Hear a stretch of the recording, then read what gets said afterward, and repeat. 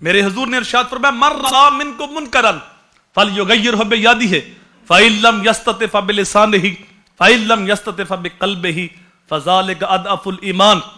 فرمایا جب تم میں سے کوئی برائی دیکھے اس کو ہاتھ سے روکے، اگر یہ طاقت اس کے پاس نہیں تو پھر زبان سے روکے، اگر اتنی بھی طاقت نہیں تو کم از کم برائی کو دل کے اندر برا جانے.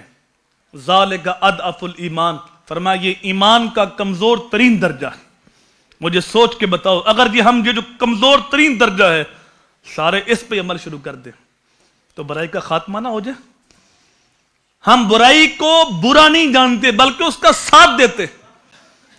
میرے حضور نے اس دور کی نشاندہی کی. فرمایا اس وقت تمہارا کیا حال ہوگا جب تمہارے مرد آوارہ ہو جائیں گے اور عورتیں شریعت کی حدوں کو پھلانگ جائیں گی. آقا ایسا ہوگا؟ کیونکہ صحابہ تو سوچ بھی نہیں سکتے تھے نا کہ ایسا ہوگا. ان کی عورتیں حیا والی تھی، حیا باختہ نہیں تھی، حیا کی پیکر تھی. جب یہ بات سنی تو صحابہ کو شاک لگا ایسا وقت بھی آئے گا کہ عورتیں شریعت کی حدوں کو پھلانگ جائیں گی. کیونکہ انہوں نے دیکھا تھا سیدہ فاطمہ کو، حیا کی پیکر تھی. انہوں نے دیکھا سیدہ عائشہ کو، حیا کی پیکر تھی. انہوں نے دیکھا ام خلاد کو جن کا جوان بیٹا جنگ میں شہید ہوتا ہے. خبر لینے کے لیے آئی حضور کی بارگاہ میں. اصحاب رسول بیٹھے ہوئے تھے. آ کے جب اپنے بیٹے کا پوچھا، جوان بیٹا فوت ہو گیا تھا، جنگ میں شہید ہو گیا تھا. اللہ اکبر. اب صحابہ نے دیکھا کہ پورا بدن پردے میں لپیٹا ہوا ہے، صرف آنکھیں نظر آ رہی.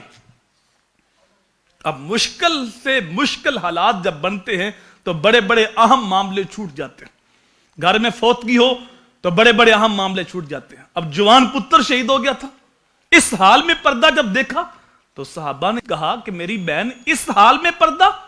ام خلاد کا جواب سنیے، دل کی تختی پہ نوٹ کیجئے، گھر جا کے ماؤں بہنوں بیٹیوں کو بتائیے. جب کہا کہ میری بہن اس حال میں پردہ تو ام خلاد نے کہا میرے بھائیو میرا بیٹا فوت ہوا ہے، میرا حیا تو فوت نہیں ہوا.